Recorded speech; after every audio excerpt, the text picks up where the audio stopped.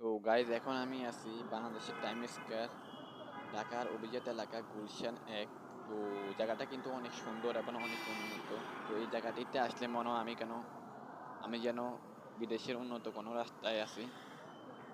তো আপনারা এখানে আসতে পারেন এই সুন্দর ভিউটা উপভোগ করার জন্য।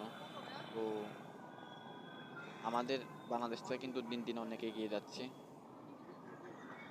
তো আমার ছোট্ট ভিডিওটি ভালো লাগলে সবাই লাইক, কমেন্ট এবং কি শেয়ার করে দিবেন। তো সবাই ভালো থাকবেন।